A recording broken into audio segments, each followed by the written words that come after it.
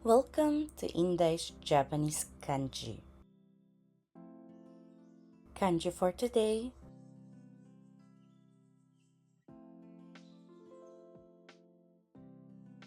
Level N2. Buknoy san, よろしくお願いいたします。Mari po tayo po mag-unmute. こんばんは。こんばんは、よろしくお願いいたします。よろしくお願いいたします。またお会いしましたね。はい、Buknoyの日記さんですね。Nakita ko rin po siya nung Monday. よろしくお願いいたします。はい。Ito-challenge niyo po yung sarili niyo or ipapakita ko na po kung... asobu? そうです。遊ぶですね。はい。maaari rin po siyang basahin as New. you ですね。はい。Ginagamit po ito as UA. Ano po ang UA?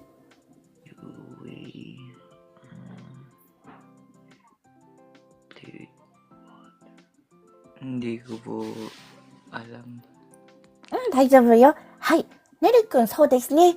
Yung A po, ito po kasing kanji na ito, palakihin po natin. Ano po? Ito pong, itong kanji po na ito is swim or paglangoy. Yung U is asobu, play. So, pag sinabi pong UA, isa po siyang langoy na, anong klase pong langoy? Seryoso? Seryoso po bang langoy siya? What do you think po, Buknoy-san? Parang hindi po, parang laro lang. So, des, hi. Kaya, ito po ay isang paglangoy din. Kaso, ang ibig sabihin po ng langoy na ito is yung water. Parang ganun po. Hi. Or pumunta po kayo sa swimming pool para maglangoy, para maglaro with your friends, maglangoy with your friends. Yun po ang UA. Hi. では次いきますね。はい、遊ぶっていう言葉ですね。遊ぶは何ですか？ To play, maglaro po. そうです、maglaro. Hi. Laro. O kaya naman po, mag-verb po siya ay? Lalaro. Hi. Meron din po tayong, next, ito na po yun. Paano po ito basahin? A. So, A. O kaya po? Yogu.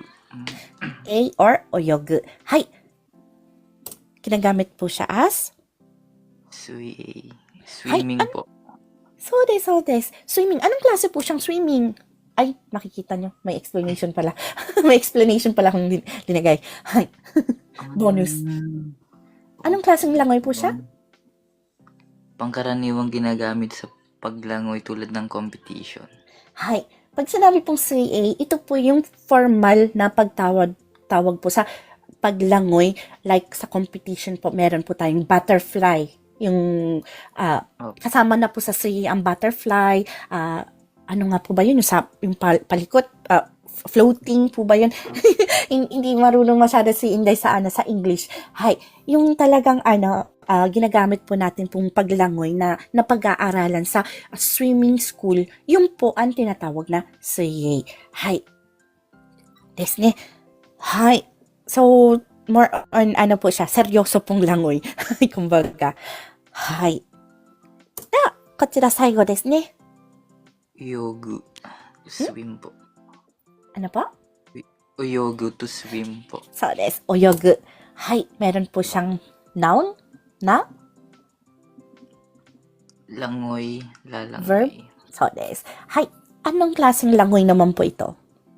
Pangkaraniwang ginagamit in general usage. So desu. Hi.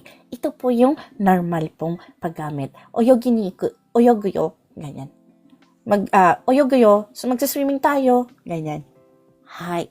So hindi nyo po alam kung suye ba siya or UA siya. Hi. Kasi parehas po nasa kanya.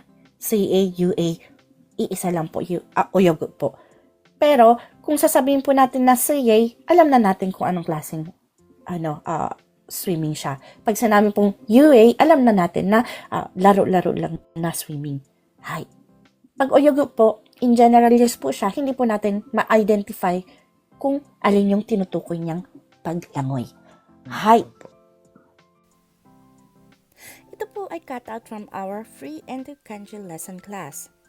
Sa taong 2026, may free Endo lesson class po tayo sa TikTok tuwing Monday and Friday at 8 p.m. Japan time. Meron din po tayong live tuwing Wednesday, subalit ang live na ito ay ipinapakita lamang ang private lesson namin ng Chokai with checking pronunciation.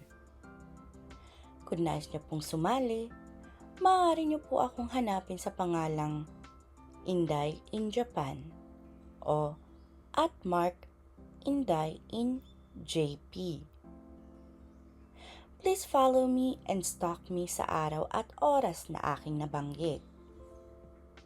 Thank you for watching and please continue supporting me, follow me, and share my videos for more contents. Maraming salamat po. Hanggang sa muli.